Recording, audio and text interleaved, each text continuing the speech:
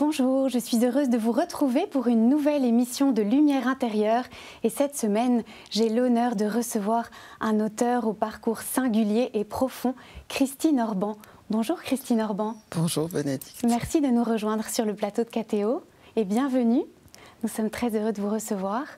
Christine Orban, vous avez grandi au Maroc, dans une terre que vous décrivez dans âme sœur, comme une terre rouge, avec la mer devant et la campagne derrière. Vous êtes arrivée jeune fille à Paris, étrangère dans cette ville grise et glacée, courageuse. Et vous vous êtes mise à écrire, je crois que votre premier livre, en 1986, a le titre d'une phrase, d'un mensonge de votre maman que vous nous raconterez sûrement tout à l'heure. « Les petites filles ne meurent jamais ». Et puis ensuite, vous nous avez offert beaucoup de portraits de femmes, l'épouse de Napoléon Ier, Joséphine, soumise avec la sœur de Blaise Pascal, c'est quand même très très original. Et cette année, en 2025, Mademoiselle Spencer, donc Diana, une figure qu'on a l'impression de connaître beaucoup plus. Vous allez nous raconter pourquoi est-ce que vous aimez écrire, qu'est-ce qui vous a lancé dans l'écriture? Alors là, c'est en effet lumière intérieure. C'est toujours difficile, au fond, quand on écrit. Soudain, c'est un exercice compliqué de passer à l'extérieur et d'expliquer pourquoi, en fait. Pourquoi, au fond, j'étais une enfant mélancolique. Et j'ai toujours pu et cru que les mots pouvaient me sauver. Et les mots m'ont beaucoup aidée. J'ai beaucoup lu quand j'étais petite. J'écrivais même les phrases que j'aimais sur les murs de ma chambre. Oui, d'où ce livre, les petites phrases pour traverser la vie en cas de tempête et par beau temps aussi. Je les écrivais parce que j'avais l'impression qu'elles m'aidaient à vivre, que les mots m'ont peut-être aidé dans ma mélancolie, énormément. Puis après, l'écriture de romans qui m'a permis de me comprendre, de comprendre les autres, de vivre aussi d'autres vies que la mienne. Et ça a toujours été donc ma façon de vivre. Et quand on écrit, on vit vraiment d'autres vies que la sienne? Dans ma manière d'écrire, oui. C'est pour ça que vous vous mettez d'ailleurs à la première personne, vous dites « je ». Vous êtes Diana Spencer pendant cette... Je ne dis pas toujours « je ». C'est juste pour Diana. Et là, j'avais besoin, en fait, justement, de l'éclairer de l'intérieur, parce qu'au fond, c'est quelqu'un qui a eu tellement de photos d'elle, de photos trompeuses, et l'apparence peut très souvent induire en erreur. Donc, j'ai voulu aller au-delà de cette apparence, au-delà aussi de cet événement terrible, la BBC, quand elle va se confier devant les caméras du monde entier. Qu'est-ce qui l'a poussée à faire une telle chose, un tel acte, et pourquoi? Donc c'est un peu aussi le sujet du livre, toutes ces transformations et comment elle en est arrivée là. Est-ce qu'elle vous touchait précisément par sa mélancolie? Est-ce que vous dites que vous êtes mélancolique? Écoutez, rien ne me destinait à écrire sur Diana. Et en effet, vous l'avez rappelé tout à l'heure, je suis passée de Blaise Pascal et sa sœur, donc quand même original comme passage. Voilà, de Port-Royal à Buckingham. Et il n'y avait pas vraiment de lien. Et je l'ai découvert en parlant dans une émission où on me demandait à quel âge est morte Diana. Et donc j'ai dû dire 36 ans. Et tout d'un coup, je me suis rendu compte que beaucoup de mes héroïnes étaient mortes au même âge, comme ma petite sœur. Et alors c'était très émouvant pour moi. Et il y a 20 ans de psychanalyse servent peut-être à quelque chose.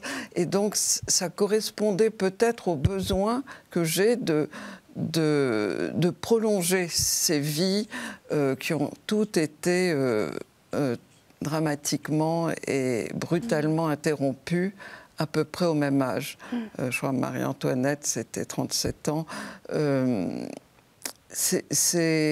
pense que le lien, c'est réparer une injustice peut-être. Alors, évidemment, il y a des sorts plus terribles dans la vie que celles des héroïnes que j'ai choisies, je ne sais pas, mais elles vivent tout de même des drames intimes, en tout cas pour Diana, très douloureux. Et bon, on va peut-être en parler. Et sa fin et celle est tellement dramatique. Donc ce sont toutes des héroïnes aussi. Diana, je pense, est rentrée dans l'histoire maintenant. Et elle aurait pu être aussi une héroïne de roman. Parce que... elle l'est grâce à vous.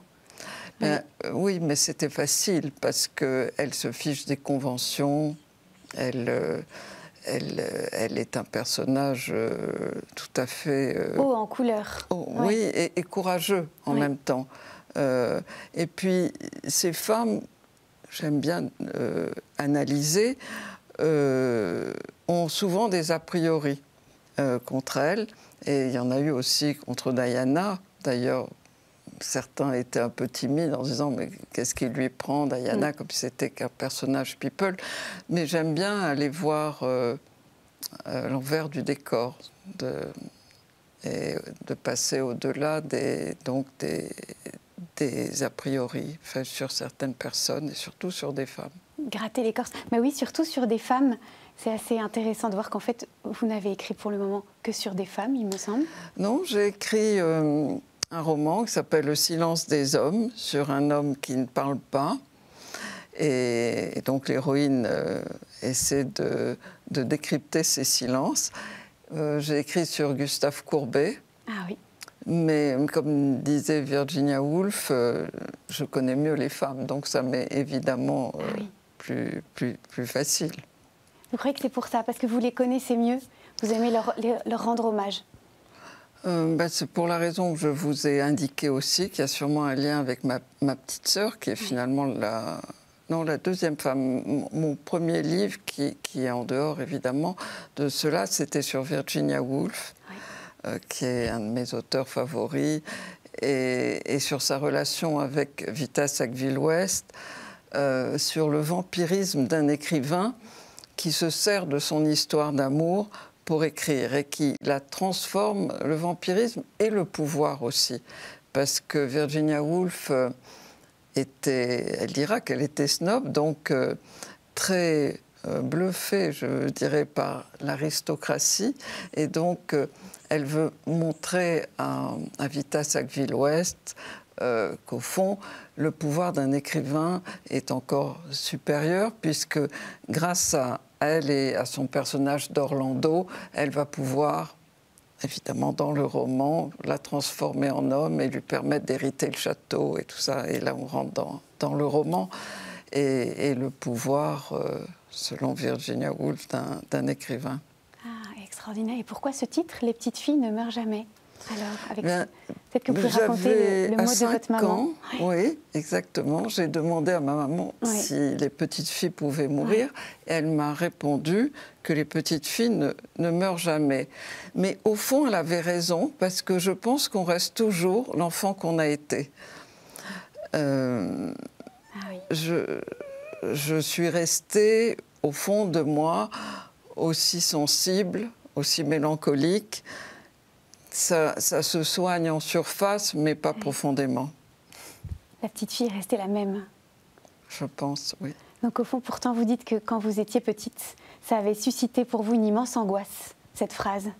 Vous dites ça dans L'âme sœur. Oui, parce que je n'aime pas le mensonge. Et évidemment, vous avez très su jeune... qu'elle mentait. Oui, on a conscience de la mort tout de même. Donc c'était un mensonge. Après, je vais me rendre compte qu'il y avait une vérité, mais je pense qu'elle voulait simplement protéger, par cette phrase-là, quelque chose qu'elle pouvait même me protéger, me dire de ne pas être angoissée sur la mort. Et puis pour elle, était sûrement, comme toutes les mamans, impensable même de dire à une petite fille qu'elle pouvait mourir. Oui, bien sûr. Et donc au fond, écrire, c'est essayer de prolonger la vie de ceux à propos de qui on parle, et sa propre vie? Toujours Virginia Woolf disait que les corps meurent, mais pas les mots. C'est vrai que les mots restent, mais enfin, on peut les incarner. Souvent, ils peuvent être aussi incarnés. Et comment ces mots consolent-ils? Parce que vous nous avez dit les mots consolent. Alors je pense que les téléspectateurs et moi, on est très friands de savoir comment ils nous consolent, ces mots. Parce que vous rencontrez des écrivains, des personnes qui vous ressemblent ou qui disent ce que vous avez pensé et que vous n'avez pas forcément dit ou écrit, qui vous aident à comprendre. Un bon livre, c'est parfois un livre qui parle de nous. Je ne sais plus qui disait ça, mais c'est assez vrai. On s'identifie parfois, soit un héros, une héroïne, on peut s'identifier. Et puis aussi, ça, c'est pas forcément, tout n'est pas ramené à nous, bien que quand on est en souffrance, on a tendance à aller chercher un onguent. Mais ça ouvre sur le monde. Moi, au fond, j'aime bien voyager immobile. J'adore rester chez moi et lire, et c'est parfois des voyages plus intéressants. Maintenant, les interminables attendent dans les aéroports. Ah oui. Et alors, quels sont les auteurs qui vous nourrissent, vous, comme auteur? J'ai commencé par Virginia Woolf, qui me fait, là, dernièrement, hurler de rire, parce que c'est fou, on peut relire plusieurs fois un livre et avoir différentes lectures. Dans une chambre à soi, j'avais pas, parce que j'étais pas intéressée peut-être par Diana à l'époque, je ne m'étais même pas aperçue qu'à un moment donné, elle dit, entre une invitation à dîner entre Einstein et le prince de Galles, je me rue sur le prince de Galles. Donc, vous voyez, moi, je ne sais pas si j'aurais pas hésité un peu plus qu'elle, mais c'est toujours plein d'humour et très amusant. Mais écoutez, si vous voyez ma table de nuit, vous allez dire, mais c'est pas possible. Ma table de nuit est construite de livres et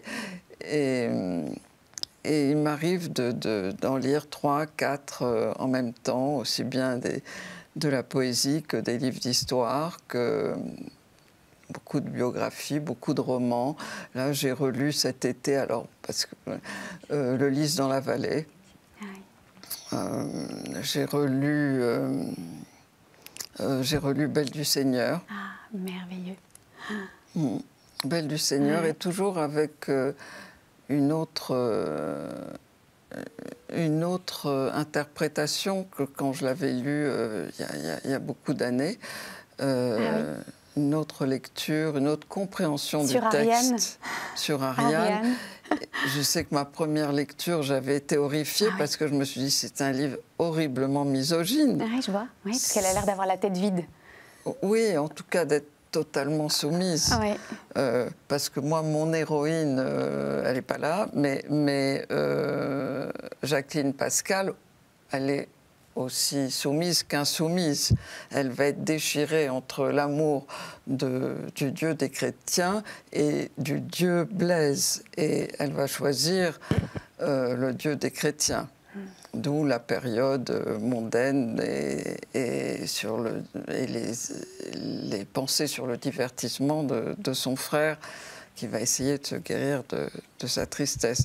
Donc j'ai relu quelques pensées. Je lis souvent des pensées. C'était un conseil de sœur Emmanuelle. Voyez, après. Vous allez nous parler dans la deuxième partie de cette émission, j'espère. Alors, on en parlera après. Cet été, j'ai aussi emmené des livres que j'ai abandonnés. Ça peut arriver parfois, donc je ne vous en parlerai pas. On ne va pas leur faire cet affront. Non, mais c'est juste, vous savez, il faut bien s'entendre, il faut avoir envie de continuer. Voilà, vous savez, Belle du Seigneur, si on le lit bien, c'est 1200 pages. Le Lys dans la vallée, ça doit être 500. J'ai relu aussi une nouvelle de Maupassant. J'adore Maupassant. Et j'ai relu Fort comme la mort. Et puis, j'ai lu des livres qui vont qui m'intéressent pour mon prochain roman. Et ça, il y avait une valise entière, donc ça, je vous en dirai rien. Ah bah bien sûr, c'est un secret. Alors ça nous permet de passer à la seconde partie de cette émission. Oui. Nous allons vous laisser ici dans cette pièce. Moi, je vais être à côté, vous m'aurez dans l'oreille. On va vous proposer 4 mots à partir desquels vous allez pouvoir nous parler et nous partager votre lumière intérieure. Très bien. Donc à tout de suite. Merci.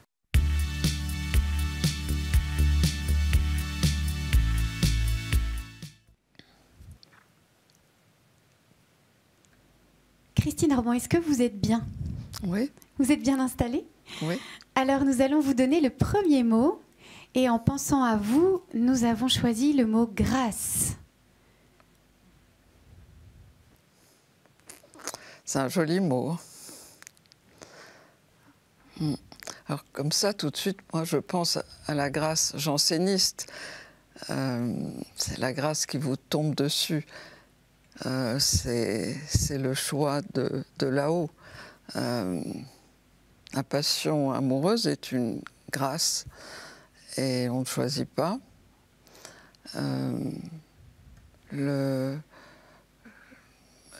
Le don, les dons, le caractère. Avoir un bon caractère, c'est une grâce. C'est un mot que j'aime beaucoup. Et en même temps, dans grâce, pour moi, il y a aussi le destin, la destinée, parce qu'on ne choisit pas. On vous donne ou on ne vous donne pas. Alors que, puisque j'ai été amenée en écrivant sur Jacqueline Pascal, étudier aussi la grâce jésuite, je crois qu'il faut bien se comporter. Donc elle semble plus juste a priori. Donc pour vous, la grâce, c'est vraiment le don de Dieu dans une vie. Oui. Une forme de gratuité, d'appel complètement gratuit. Absolument. On ne choisit pas et ça vous tombe dessus. Mais est-ce qu'on peut y répondre? On peut y répondre en l'acceptant d'abord, quand c'est un amour, c'est en ayant le courage de dire oui. Je dis le courage parce que je pense à un très joli vers, voici, moins de peine et... Non, pardon, voici plus de plaisir et moins de peine au moment où on quitte un amour. On prend donc le risque de souffrir. Et quand c'est un don, il faut travailler, ça ne suffit pas. Comme disait Jules Renard, écrire, c'est pas écrire 30 pages, c'est en écrire 300. Donc c'est se mettre au travail et au service du don éventuel, mais il y a de toute façon derrière, je pense, la volonté soit de l'accepter, soit de tout faire pour que ce don, si on est peintre, il faut peindre, voit le jour. Se déploie. Oui. Et vous, quelle grâce diriez-vous que vous avez reçue? Voilà les questions auxquelles on peut toujours ne pas répondre. Mais, ah oui, bien sûr.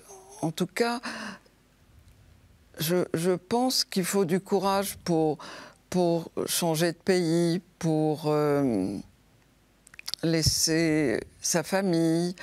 On la retrouve évidemment. Pour décider aussi un petit peu de sa vie, qu'il y a toujours quand même un moyen d'agir et de choisir. Et donc un peu de courage, voilà. Je ne sais pas si c'est une grâce. Une grande grâce. Le courage de rater, mais d'aller là où le cœur vous porte. Mon père voulait que je sois juriste.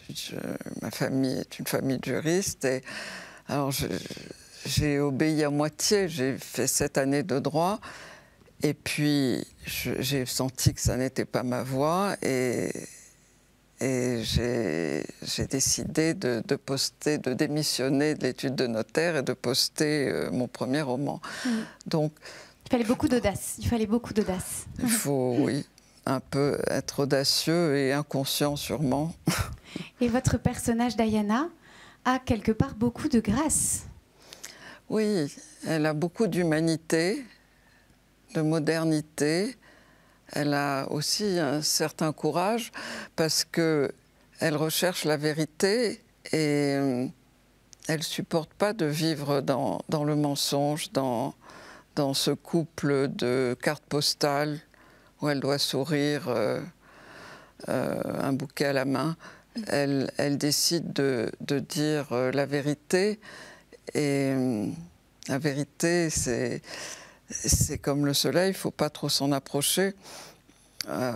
Et elle a ce courage de non seulement s'en approcher, mais de dire la vérité sur son couple, et au risque de tout perdre. Et c'est ce qui s'est passé. Donc vous dites que la grâce a quelque chose à voir avec l'appel de Dieu, avec la vérité. Est-ce que vous trouvez que ça a quelque chose à voir avec la beauté? Ah oui, ça c'est Proust, oui. La vérité, c'est la beauté. Oui, évidemment. Mais elle n'est pas toujours bonne à dire. Il faut savoir doser. Il ne faut pas faire de peine. Je crois qu'on peut mentir pour ne pas faire de peine. Voilà, c'est le seul mensonge. Peut-être que je m'autoriserai. Et vous trouvez que vous avez des points communs avec cette Diana?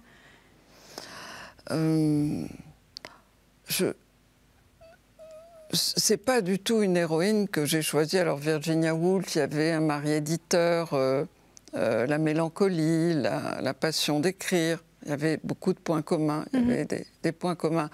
Là, il n'y en a pas beaucoup. Non, il n'y en a pas, sauf un sentiment de sororité peut-être, comme je vous ai dit tout à l'heure, envers ces femmes qui sont mortes à l'âge de ma petite sœur. Mais en plus de ce sentiment de sororité, il y a aussi la solidarité peut-être des femmes envers une femme qui a été humiliée.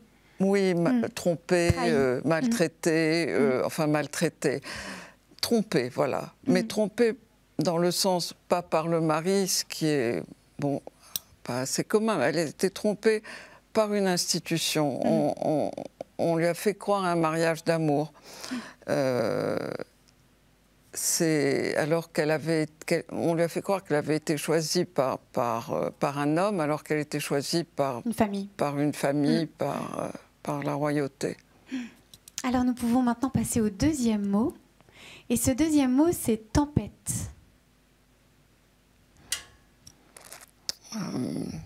Tempête, oui, c'est un très, très beau mot aussi. Je pense tout de suite à Shakespeare. Je pense à la mer qui était aussi en face de ma maison au Maroc et ma maison en Grèce. Et j'aime la mer même quand elle est déchaînée. J'aime quand elle est vert foncé, presque noire. En furie. En furie, oui. Oui. J'aime voir l'eau, même si, là encore aussi, je pense à Virginia Woolf qui s'est noyée dans la rivière de Laos. Sans savoir nager, elle s'est jetée avec des cailloux dans les poches, comme beaucoup savent déjà.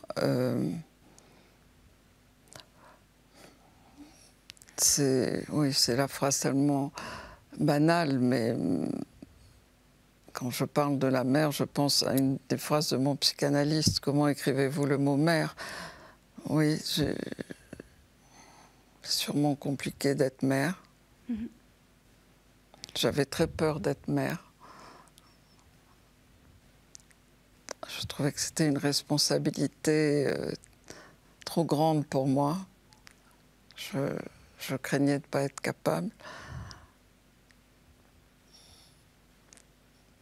Mais la tempête, on l'affronte tout le temps, tous les jours. Quand je commence un livre, je me demande si j'arriverai au bout. Au bout de... Oui. Et pourtant, j'en ai écrit déjà quelques-uns. Mais c'est à chaque fois... C'est pas vraiment une crainte, parce qu'au fond, si je parviens pas, eh bien tant pis. Mais là, tout à l'heure, on parlait de la grâce, d'ailleurs, et l'esprit d'escalier. Au fond, si le sujet ne me retombait pas dessus, parce que là aussi, si on part du principe qu'écrire, c'est agréable, ce qui est le mien, je suis heureuse quand je suis plongée dans un livre, eh bien, le sujet me tombe dessus. Je ne choisis pas, et puis s'il ne venait pas, je pense que je trouverais d'autres centres d'intérêt, d'autres tempêtes. Est-ce que vous avez rencontré des gens qui ont permis que vous traversiez vos propres tempêtes? Vous parliez tout à l'heure de Sœur Emmanuelle et de cette rencontre. Oui, en effet, quand ma petite sœur est morte, c'est la personne que je voulais rencontrer. Et je ne la connaissais pas, donc je n'avais pas de moyen de la rencontrer. Mais comme à l'époque, je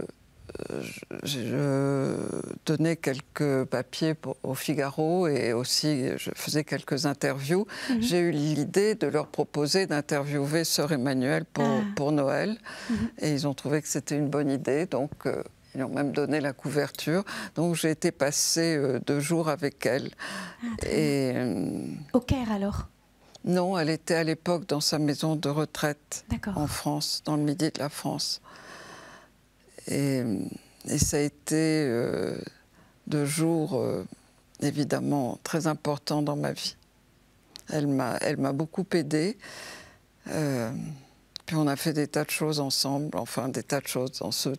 Une chose très importante, il y a une jeune femme qui a tapé à sa porte, qui avait un chagrin d'amour et qui voulait se suicider. Et elle m'a dit, tu veux qu'on la reçoive ensemble? Alors évidemment, j'ai dit oui. Et je vous fais l'histoire courte, mais elle lui a dit une phrase que j'ai jamais oubliée. Elle lui a dit, tu sais, en amour, il y a 2 choses, c'est aimer et être aimé. Et le plus important, c'est aimer. Et ça, personne ne peut te l'enlever. Donc il est parti. Ok, mais tu peux continuer à l'aimer. Et cette jeune femme est restée avec nous. Et j'ai vu la transformation de ces mots. Alors, c'est peut-être pas très facile. Peut-être qu'elle avait déjà une âme presque sainte. Mais en tout cas, ça l'a aidée. Et vous, est-ce qu'elle vous a offert une phrase qui vous a aidé? Oui, évidemment, puisqu'elle avait sur son bureau, je suis rentrée dans sa chambre, et il y avait un petit bureau. Elle avait les pensées de Blaise Pascal, que j'avais feuilletées déjà, mais pas lues d'un bout à l'autre. Et elle m'a donné comme conseil donc, de lire une pensée par jour, et que j'irais beaucoup mieux. Et ce livre qui m'a tellement apporté, sur lequel j'ai travaillé 3 années, en fait, c'est grâce à elle, parce que c'est elle qui m'a ouvert la porte vers Blaise Pascal, et pas sa sœur. Sa sœur, c'est Virginia Woolf qui dit dans un de ses livres qu'est-ce qu'il serait advenu de la sœur de Shakespeare si elle avait été douée. Et je lis en même temps une biographie de Pascal, et c'est à peine signalé. L'auteur dit qu'il avait une sœur douée. Et donc je me suis mise à rechercher sur cette sœur qui était vraiment douée et au fond qui était injustement méconnue. Donc au fond, sœur Emmanuelle vous a aidé à traverser votre propre tempête. Oui. Et c'était au moment de la mort de votre sœur. Et puis dans votre livre sur votre sœur, vous dites que vous ne pourrez jamais être consolée. Donc en même temps, elle ne vous a pas consolée. Vous restez une femme inconsolée de ce chagrin de cette sœur. Oui, il y a des peines immenses qui sont inconsolables, je pense. Et il faut vivre avec. C'est difficile, mais on n'a pas le choix. Et je me suis dit aussi qu'il faut se tourner vers les personnes qu'on aime, qu'elles aussi sont fragiles. Donc on peut évidemment passer beaucoup de temps avec la personne disparue, prier pour elle, mais évidemment il faut aimer ceux qui sont là. Et bien, ça nous permet de passer à notre troisième mot, je ne suis pas très forte en maths, troisième mot, et ce mot c'est justement aimer. On a déjà presque pas fait le tour, mais parce que c'est non, je crois qu'on n'a pas fait le tour. C'est il faudrait 300 pages là. Ah oui, certainement. Je pense que c'est sûrement la chose la plus importante de la vie. C'est une chance de rencontrer des personnes qu'on aime, et si possible qui vous aiment, évidemment. Quand la réciproque est là, c'est merveilleux, oui, et aimer. Donc, comme dit sœur Emmanuelle, alors on peut toujours aimer même quelqu'un qui ne nous aime pas. Oui, elle pousse, parce que je me souviens très bien que sur sa table de nuit, il y avait un portrait, à l'époque, c'était au moment du 9/11, de Ben Laden, et aussi un portrait de Bush. Et alors là, je lui ai dit, ma sœur, déjà Bush, bon, je ne le mettrai pas sur ma table de nuit, mais Ben Laden, là, je ne comprends pas. Et elle m'avait dit, il faut aimer le tyran, c'est le plus malheureux des deux. Donc aimer est un risque, une forme de risque. Oui, un risque qu'il faut prendre, sinon on est mort. On ne vit pas. La vie est pleine de risques et oui, peut-être qu'au début de la vie, on a peur. Certains ont peur d'aimer, oui, mais sont moins intéressants. Je trouve que les gens qui se lancent à cœur ouvert dans cette aventure magnifique. Et faut-il prendre le risque de pardonner? Je ne suis pas très bonne en pardon. Oui, ben, bien sûr, il faut, oui. Certaines de vos héroïnes pardonnent-elles? Alors, j'en ai quelques-unes. Dans ma vie, j'ai toujours été mariée, et une vraie gourgandine dans mes livres, parce qu'au fond, j'ai l'impression d'avoir dansé la nuit dans mes livres, plus que dans la vraie vie. Dans la réalité. Et en effet, je fais rencontrer mes héroïnes des hommes particuliers. On a évoqué tout à l'heure celui qui parle pas. Et ça m'a enrichi de beaucoup d'expériences. Ça m'a permis de comprendre mieux, peut-être les hommes, oui, un peu mieux, mais je peux me tromper aussi, ou mes héroïnes peuvent se tromper. Mais souvent, elles me prennent la main, et puis c'est elles qui racontent la fin de l'histoire ça m'est arrivé dans la mélancolie du dimanche, je me levais de plus en plus tôt le matin pour avoir la suite, pour savoir si elle ouvrait finalement la lettre ou pas. Moi, je lui déconseillais et puis elle a ouvert. Donc il faut du courage. Et vous, vous avez toujours du courage pour avancer dans votre propre vie? Toujours. Peut-être qu'il y a des moments où je me suis presque économisée, sûrement, parce que j'avais peur de la vie. Oui, j'ai sûrement pas été courageuse. En fait, quand ma petite sœur est morte, j'ai pas eu le courage d'affronter le chagrin. Je suis partie de moi. Je ressentais plus rien, ni le bien ni le mal. Je ne l'ai pas affronté vraiment et je me suis rendu compte après que cette douleur de ne plus s'habiter était bien plus grande que de fuir. Que d'affronter même un chagrin. Et je suis revenue en moi avec des larmes. Ça a mis un peu de temps, ça a mis du temps. Donc là, je n'ai pas eu le courage. Mais il y a moins de printemps devant nous, donc il faut les vivre et avoir le courage donc d'affronter parfois des déceptions. En tout cas, votre petite sœur, vous la décrivez intrépide. Elle ne s'examine pas. Elle est dans le livre, on voit une jeune fille intrépide. Oui, elle était beaucoup plus intrépide que moi. Moi, j'étais en fait la sage. Mais je crois qu'on a peut-être conscience de la durée de sa vie. C'est comme si elle savait.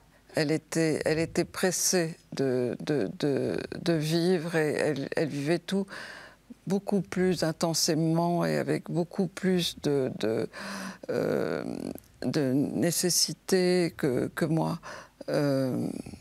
Donc je crois qu'elle avait probablement... Enfin, je me trompe sûrement, mais j'ai l'impression qu'elle avait conscience de sa vie qui serait courte. Est-ce que vous la sentez présente aujourd'hui? Ah, on va parler de Dieu, mais non. Non, pas assez. J'y pense, elle est présente quand je fais en sorte qu'elle revienne. Mais elle ne vient pas me chercher, non. Il y a ce grand silence. Oui. Alors on peut passer à ce dernier mot que vous nous avez bien introduit. Et ce dernier mot, c'est prière.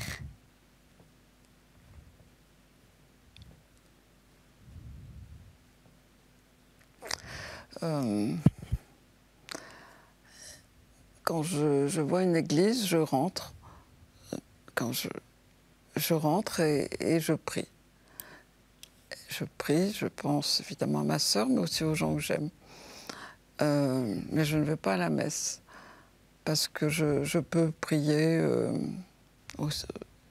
seule aussi dans ma chambre, mais je n'ai pas besoin du cérémonial.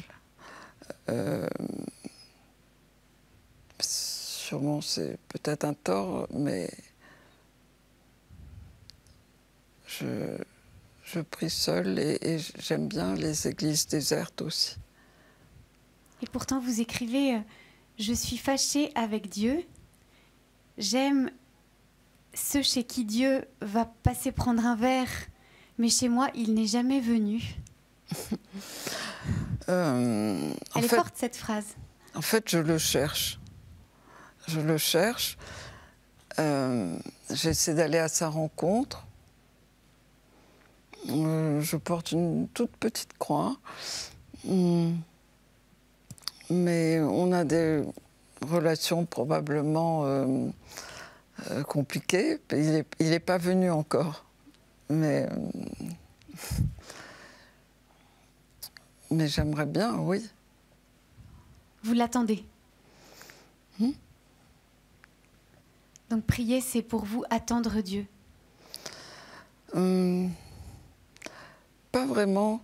Quand je prie, en fait, je pense à ceux que j'aime, à ceux qui sont plus là et ceux qui sont là.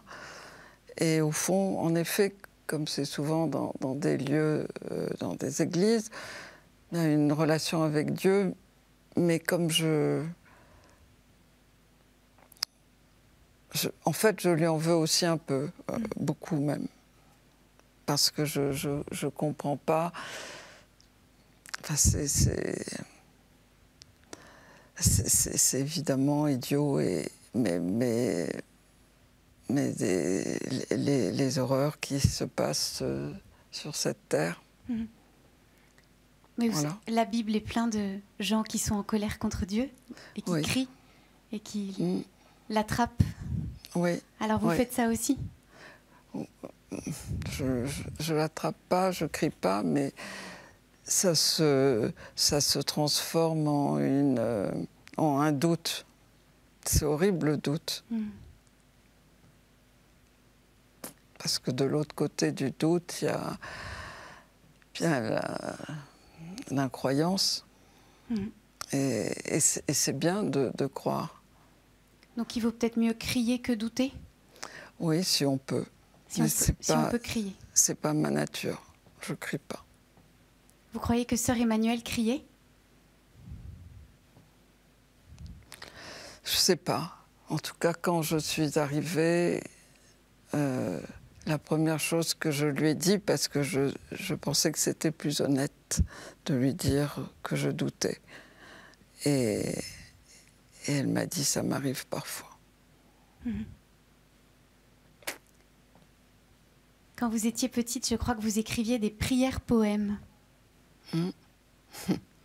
Est-ce que les prières de Christine Orban d'aujourd'hui ressembleraient aux prières de la petite fille? J'espère que le style a un peu évolué. Parce que quand je les relis, je trouve ça vraiment assez naïf, mais touchant quand même. Ah oui. Enfin, j'écrivais beaucoup à mon cheval. Truffe de velours, non? C'est ça? Oui. C'est joli.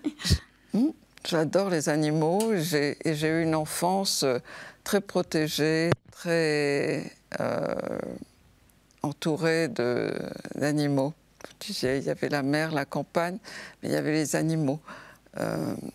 Et voilà, ça me manque beaucoup. Les chevaux, les chiens, les chats, mon sanglier, enfin, voilà. Et quand même, est-ce que vous pourriez nous dire, est-ce que Dieu a déjà répondu à une de vos prières? Ben, j'ai des choses bonnes qui me sont arrivées dans la vie. Oui. Des surprises, des rencontres, donc je ne sais pas si c'est Dieu qui les envoie, mais je n'ai pas à me plaindre du déroulement des choses, à part des gens que j'aime et qui ont disparu. Mais sinon, c'est pas toujours un chemin tranquille, mais c'est la vie. Donc Dieu répond par des personnes, par la beauté des animaux, la beauté de la création. Oui. Quand j'écris, des fois je me dis au fond c'est comme une prière, c'est une grande concentration. J'aime beaucoup cet isolement de l'écriture, cette solitude-là qui n'en est pas une d'ailleurs. Parce que les personnes sur qui j'écris, j'ai l'impression qu'elles vivent, qu'elles sont là, qu'elles sont avec moi. J'ai du mal à rendre mes livres. J'aime pas ce moment où il faut me séparer de mon livre, de mes personnages. Donc je refais. Je suis une sorte de Pénélope. Pour commencer la toile. Donc écrire, c'est prier pour vous. Oui. Oui. J'ai l'impression de revêtir une soutane oui, d'être un peu en dehors du monde. Je travaille là toute la journée, puis je me promène, et le soir, j'ai une vie normale avec la famille ou les amis. Mais la journée, je reste assez seule. Écrire, c'est prier et rendre ce que vous aimez vivant. Merci beaucoup, Christine Orban. Merci à vous.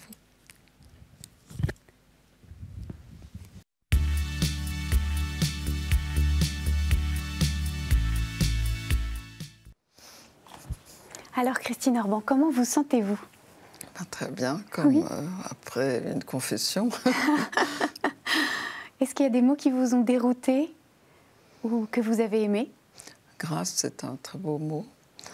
Non, j'ai trouvé que ils étaient très bien choisis. Prière, c'est difficile parce que c'est une chose très intime. Et c'était peut-être le passage le plus difficile. Parce que parler de sa relation à Dieu dévoile beaucoup de notre cœur. Oui, oui. Et puis c'est vrai que c'est instable aussi, parce que ça dépend des moments de la vie. On peut en effet être révolté et puis parfois être en demande aussi. Et on demande aussi d'un geste, d'une apparition. Oui.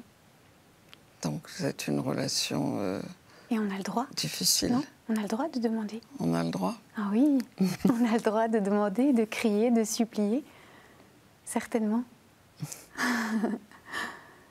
Et si vos héroïnes ou votre chère sœur dont vous nous avez beaucoup parlé vous entendait, si vous étiez certaine qu'elle vous entendait, que leur diriez-vous? Que j'ai fait de mon mieux pour les habiter, pour leur rendre justice, pour celles qui étaient injustement parfois critiquées ou qui avaient subi quelques a priori, pour les continuer. Mais c'est difficile aussi d'en parler parce que je suis mieux dans l'écriture que dans la parole. Que dans la parole. Quand j'ai fini un livre, je ne sais pas du tout en parler. Ça prend un temps et encore, je sens que je me trahis, que je l'ai trahi, que je ne trouve pas le mot juste. Et puis, ce sont des situations, bien que très sympathiques, totalement artificielles. On a les gros yeux noirs de la caméra qui vous fixent. Donc il faut essayer de l'oublier.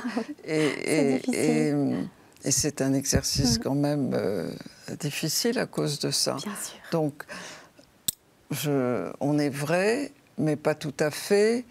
Je crois que la vraie prière et la vérité est plus dans l'écriture. En tout cas, en ce qui me concerne, que dans la parole. J'ai l'impression de me trahir tout le temps quand je parle. Et je déteste me regarder. Je ne me regarde jamais parce que je cite de travers ou je me dis j'ai oublié de dire ça ou j'ai pas trouvé le mot juste. Enfin bref. Que vous pensez comme dans la fin des Frères Karamazov de Dostoïevski, où on voit le Alyosha là sur sa tombe de ce petit garçon et qui s'écrie « Nous mangeons des crêpes parce que nous nous reverrons ». Est-ce que vous vous dites ça aussi, nous nous reverrons? Bien sûr que je sais que je vais mourir. J'espère les revoir, mais j'en suis pas aussi sûre, évidemment. Si j'en étais sûre, la vie serait plus légère et la mort moins dramatique. Qui en est sûr? Oui, qui en est sûr? Un des titres de votre livre, très joli, c'est « N'oublie pas d'être heureuse ». Et est-ce que vous auriez un secret à nous transmettre pour être heureux? Votre secret, vous, pour être heureuse? Avoir des secrets. Avoir des secrets. Et pourtant, vous écrivez pour transmettre vos secrets et vos petites phrases dans la tempête. non, ça n'a rien à voir. En fait, j'écris parce que je ne peux pas faire autrement. C'est ma façon de vivre. J'ai l'impression de vivre un tout petit pied dans la réalité et un grand pied dans l'imaginaire. Je crois que je ne supporterai pas la réalité sans l'imaginaire. Ouais. Pour tout, d'ailleurs. L'imaginaire est une façon merveilleuse d'améliorer la vie et de lui donner aussi de la poésie, de la poésie, beauté. Absolument, et de la beauté. Arban. Et puis c'est aussi un refuge. Donc je me sens très peu au fond dans la réalité. Je prends un petit peu, mais je suis un peu peureuse et en retrait avec la réalité. Merci Christine Orban de nous offrir des refuges de la poésie et de la délicatesse à travers vos livres. Nous rappelons votre actualité avec Mademoiselle Spencer et nous vous rappelons que vous pouvez retrouver cette émission sur ktotv.com. Merci beaucoup et à la semaine prochaine.